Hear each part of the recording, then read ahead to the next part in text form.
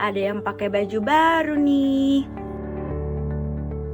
Alhamdulillah, beasiswa PIP saya baru cair, jadi bisa saya gunakan untuk membeli kebutuhan sekolah. Bagus sekali. Namun, tahukah kamu bahwa beasiswa PIP atau Program Indonesia Pintar merupakan salah satu bentuk manfaat dari APBN di bidang pendidikan?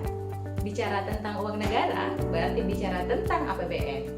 APBN atau Anggaran Pendapatan dan Belanja Negara sangat berperan dalam mewujudkan pertumbuhan ekonomi, pemerataan ekonomi, serta kesejahteraan masyarakat. Apa itu APBN?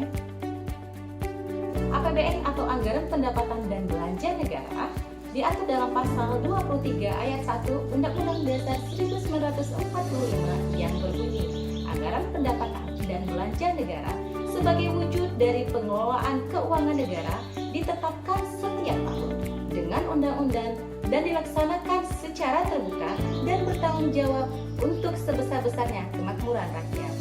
Adapun untuk penyusunan, penetapan, dan pemeriksaan APBN dapat kita lihat lebih lanjut di dalam Undang-Undang Nomor 17 Tahun 2003, Undang-Undang Nomor 1 Tahun 2004, dan Undang-Undang Nomor 15 Tahun 2004. Lalu, kapan berlakunya APBN?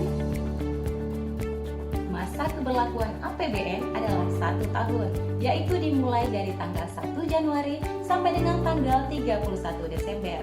Sederhananya, APBN adalah rencana keuangan tahunan pemerintahan negara yang disetujui oleh Dewan Perwakilan Rakyat.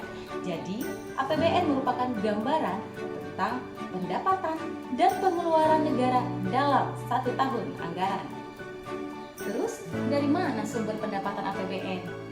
Nah, seperti yang kita tahu, berdasarkan Undang-Undang Nomor 17 Tahun 2003 tentang Keuangan Negara, Pasal 1 Ayat 9 yang berbunyi, penerimaan pendapatan negara adalah uang yang masuk ke kas negara. Berdasarkan undang-undang tersebut, pendapatan negara terbagi menjadi 3 jenis. Yang pertama, pajak. Di Indonesia, pendapatan negara yang utama berasal dari pajak. Jadi, kalau dipresentasikan menjadi sekitar 80% dari total pendapatan negara. Pajak sendiri diartikan sebagai suatu pungutan yang dikenakan pada barang, jasa, atau aset tertentu dengan nilai manfaat. Contoh-contoh pajak antara lain, yang pertama pendapatan PPh. PPh atau pajak pendapatan adalah pajak yang dikenakan pada individu atau badan usaha atas penghasilan dalam 1 tahun pajak. Jadi, penghasilan tersebut dapat berupa keuntungan usaha, gaji, hadiah, atau lainnya. Contohnya, kalau kamu menang undian, maka dikenain pajak nih. Begitu juga dengan pajak pada pegawai. Yang kedua ada pendapatan PPN atau pajak pertambahan nilai. Sederhananya, ini adalah pajak yang ditambahkan dan dipungut atas suatu transaksi jual beli barang jasa oleh wajib pajak. Yang ketiga ada pendapatan cukai. Contohnya pada pendapatan cukai rokok atau tembakau. Yang selanjutnya yang keempat ada pendapatan bea masuk dan keluar. Ini umumnya dikenakan pada barang impor. Yang kelima ada pendapatan PBB atau pajak bumi dan bangunan. Ini dikenakan pada mal, jalan tol, dan gedung bertingkat. Sumber pendapatan negara yang kedua adalah penerimaan negara bukan pajak atau PNBP.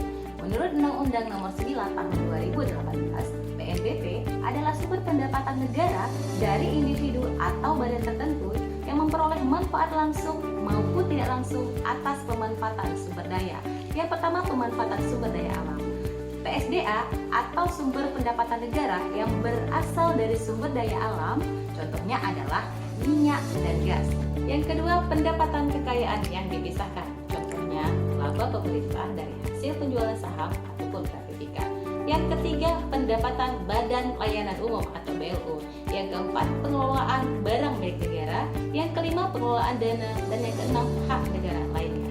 Sekarang kita bicara pendapatan yang ketiga, yaitu hibah. Hibah diartikan sebagai penerimaan negara dalam bentuk devisa. Contoh alokasinya, misalnya ketika ada daerah di Indonesia yang terkena bencana atau dalam keadaan genting, maka disalurkanlah bantuan dalam bentuk hibah. Ada beberapa jenis, yaitu yang pertama hibah terencana. yang kedua hibah langsung, yang ketiga hibah melalui KPPN atau Kantor Pelayanan Perbendaharaan Negara, yang keempat hibah tanpa melalui KPPN, yang kelima hibah dalam negeri, 6 hibah luar negeri, dan yang terakhir hibah daerah. Nah, di tahun 2023 ini, APBN sebagai shock absorber optimalisasi pengeluaran untuk mendukung infrastruktur, kesehatan, pendidikan, maupun lainnya. Nah, selain itu untuk mengendalikan inflasi dan menjaga daya beli masyarakat, selanjutnya untuk mempertahankan momentum pemulihan. Nah, sekarang kita lihat apa sajakah fungsi APBN.